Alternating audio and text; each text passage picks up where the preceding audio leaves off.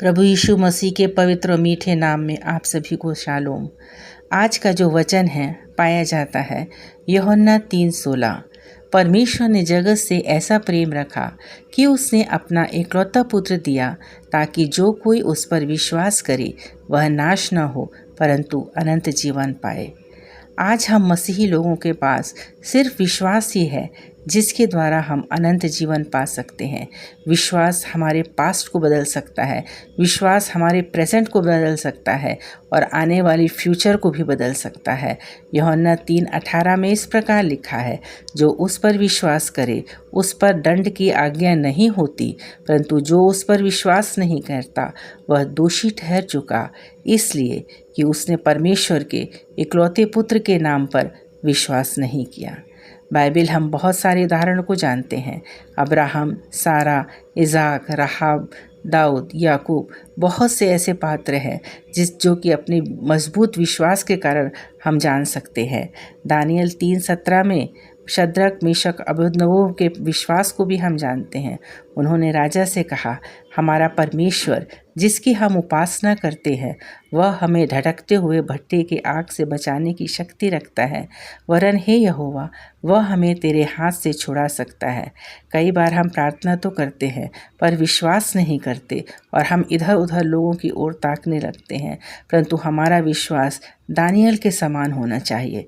Daniel 6:10 में लिखा है, अंतिम समय में जब दानियल को मालूम हुआ कि पत्र पर हस्ताक्षर हो गए हैं, तब वह अपने घर में गया और रीति के अनुसार दिन में 3 बार प्रार्थना की और धन्यवाद दिया, क्योंकि उसका विश्वास था, अपने जीवित परमेश्वर पर विश्वास था और परमेश्वर ने शेरों को मुंह को बंद किया और उसे बचा लिया।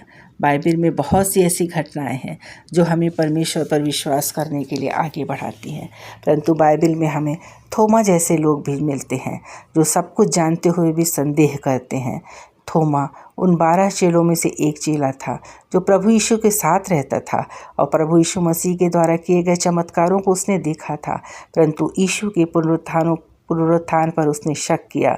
वह प्रमाण चाहता था कि सच में प्रभु यीशु मसीह जिंदा उठा है। यूहन्ना 20:27 में फिर उसने थोमा से कहा, अपनी उंगली यहाँ रखो, मेरे हाथ देखो, अपना हाथ बढ़ाओ और इसे मेरे पंजर में डालो, संदेह करना बंद करो और विश्वास करो। यीशु मसीह ने उस थोमा को कहा कि तू विश्वास कर, और आज हमें उसी विश्वास की ज़रूरत है।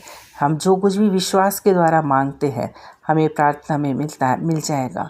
हमें संसारिकता का सहारा नहीं लेना चाहिए, हमें इधर उधर व्यर्थ बातों में नहीं जाना चाहिए, हमें लोगों से सहायता नहीं मांगना चाहिए। लेकिन मरकुस 11:24 के अनुसार, इसलिए मैं तुमसे कहता हूँ, जो कुछ तुम प्रार्थना करके मांगो तो विश्वास कर लो कि वह तुम्हें मिल गया और वह तुम्हारे लिए हो जाएगा। हमारे जीवनों में परमेश्वर ने कई बार आश्चर्य कर्म किया, परंतु कई बार हम उन आश्चर्य कर्मों को भूल जाते हैं और परमेश्वर पर विश्वास नहीं करते और हम कुड़कुड़ाने लगते हैं। कई बार हम अपने पुराने जीवनों में लौटना चाहते हैं। जिस प्रकार गिनती 14:11 में लिखा है, यहोवा ने मूसा से कहा, ये लोग कब तक मेरा अपमान करते रहेंगे और कितने समय तक वो मुझ पर विश्वास करने से मेरा इनकार करेंगे, चाहे उनके बीच बहुत से आश्चर्य काम क्यों ना किए हों। सच में हम वो इस्राएलियों को देखें कि किस प्रकार परमेश्वर ने उनके आगे आगे हर प्रकार से सहायता की, उनके लिए कितने आश्चर्य काम किए, लेकिन फिर भी उन्होंने परमेश्वर पर विश्वास नहीं किया। प्रियो, अब प्रश्न यह है कि हम क्यों विश्वास से भटक जाते हैं, जिसमें का सबसे बड़ा कारण होता है घमंड। घमंड वह पाप है जिससे परमेश्वर घृणा करता है और वो ही हमें परमेश्वर पर विश्वास नहीं करने देता। घमंड किसी भी चीज़ का हो, चाहे घमंड अपने ज्ञान का हो। आज हम जिस पोस्ट पर है वो हमें अपने ज्ञान का बताता है कि हमारे ज्ञान के द्वारा हमने उस पोस्ट को पाया। आज हमारे पास पैसा हो, हम चाहते हैं सोचते हैं कि हम उस पैसे से सब कुछ कर सकते हैं। हमें अपने पद का घमंड हो कि हम कोई भी कार्य को सफल कर सकते हैं। ये सब चीज़ें हमें परमेश्वर से दूर करती हैं। ये घमंड की चीज़ें हैं जिसे परमेश्वर घृणा करता है और यह एक प्रकार का पाप है।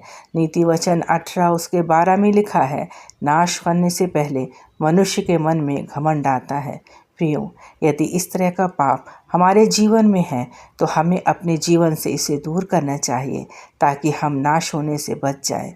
कभी कभी हमारी इच्छा के मुताबिक काम नहीं होता, हमें काम में सफलता नहीं मिलती, तो भी हम विश्वास से पीछे हट जाते हैं। सबोपदेशक 3:1 में लिखा है, हर एक बात का अवसर और हर एक काम का समय होता है। प्रियो, हम यदि प्रार्थना करते करते थक चुके हैं, लेकिन हमें प्रार्थना में स्थिर रहना है, क्योंकि सबोपदेशक कह रहा है कि हर एक काम का समय होता है। हमें उस समय पर विश्वास रखना, हमें धीरज रखना है और हमें अपनी प्रार्थना में विश्वास करना है और प्रार्थना में कमज़ोर नहीं होना है, और हम अपने विश्वास को मजबूत होने दें ताकि हम जिसको कि परमेश्वर ने इस प्रकार अपने इकलौते पुत्र को दिया ताकि हम उस पर विश्वास करें और अनंत जीवन पाएं। प्रियो, हमें विश्वास में स्थिर रहना है, मजबूत रहना है और विश्वास को अंत तक पकड़े रहना है ताकि हम उस अनंत जीवन को पा सकें। आइए हम प्रार्थना करें। दयालु अनुग्रहकारी पिता परमेश्वर, तेरे चरणों में अत्यंत नम्रता और दीनता से आते हैं प्रभु। तेरी उपस्थिति के लिए धन्यवाद देते हैं पिता परमेश्वर। तेरे वचनों के लिए धन्यवाद देते हैं जिन्होंने हमें उस पर विश्वास करना सिखाया प्रभु। हमें हर एक कार्यों पर तेरी उपस्थिति को महसूस करने वाले हो सके प्रभु, और अपने जीवनों में तेरी इच्छा को जानने वाले हो सके। हर एक भाई बहन जो इन वचनों को सुनते हैं प्रभु, उनको आशीष दे। उनकी हर प्रकार की पारिवारिक समस्याओं को दूर कर प्रभु, उनके जीवनों की हर प्रकार की बीमारी को दूर कर। हम तुझसे यही प्रार्थना करते हैं प्रभु, हमारी प्रार्थना को सुन प्रभु और उसका उत्तर दे। तेरे बेटे यीशु के नाम से मांगते हैं, सुन और कबूल कर। आमीन।